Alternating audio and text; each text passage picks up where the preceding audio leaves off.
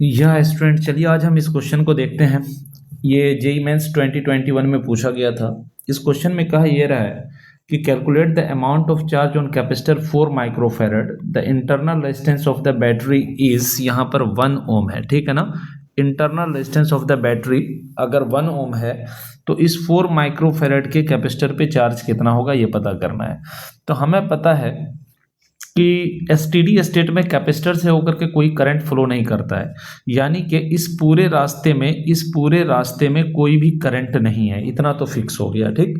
अब अगर हमें इस पर चार्ज पता करना है तो हमें इस पॉइंट और इस पॉइंट का वोल्टेज चाहिए, और इस दो पॉइंट का वोल्टेज का मतलब ये हो जाता है कि इस दो पॉइंट का वोल्टेज हमें पता चल जाए, और इस दो पॉइंट का वोल्टेज मतलब कि इस 4 ओम का वोल्टेज पता चल जाए।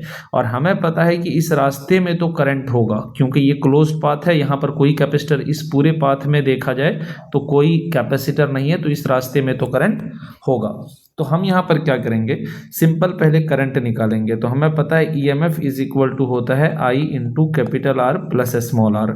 तो ईएमएफ हो गया 5, करंट नहीं पता है, कैपिटल आर हो गया 4 ओम ये वाला, प्लस इंटरनल रेसिस्टेंस है 1 ओम। तो यहाँ से हमारा आई जो आ जाएगा वो 5/5 करेंगे तो आई हमारा 1 वोल्ट आ जाएगा। अब आई अगर हमें पता चल गया कि 1 वोल्ट है तो हम जो टर्मिनल वोल्टेज, इस दो पॉइंट के बीच का जो वोल्टेज होगा, we can say that V is equal to 4 multiply by 1, that is equal to हमारा 4 वोल्ट आ जाएगा, ठीक है। ये हमारा टर्मिनल वोल्टेज आ गया। अब अगर हम इस ऊपर के नेटवर्क को देखें तो हमें पता है कि इस रास्ते में कोई करंट है ही नहीं, तो ये रेसिस्टर किसी काम का नहीं है। तो ये नेटवर्क हमें कुछ यूं दिखाई देगा कि ये 4 माइक्रोफैरड का कैपेसिटर, ये 2 माइक्रोफैरड और इधर से भी ये 2 माइक्रोफैरड, यानी ये भी 2, ये भी 2 और ये 4। अगर इस पूरे यहाँ तक का वोल्टेज अपने को पता चल चुका है कि ये वोल्टेज जो है ये 4 वोल्ट है, ठीक है।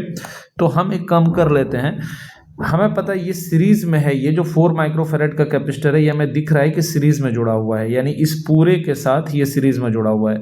तो जो भी टोटल चार्ज होगा वही इस 4 माइक्रोफैरड का भी चार्ज हो जाएगा। तो टोटल चार्ज निकालने के लिए अपने को पहले टोटल कैपेसिटेंस चाहिए होगा, और इन दोनों का अगर हम C इक्विवेलेंट करेंगे तो हमें दोनों पैरेलल में दिख रहा है, तो पैरेलल में ये दोनों 2 + 2 4 हो जाएगा। तो ये टोटल कैपेसिटेंस कुछ यूं ड्रॉ किया जा सकता है, ये भी 4 और ये भी 4।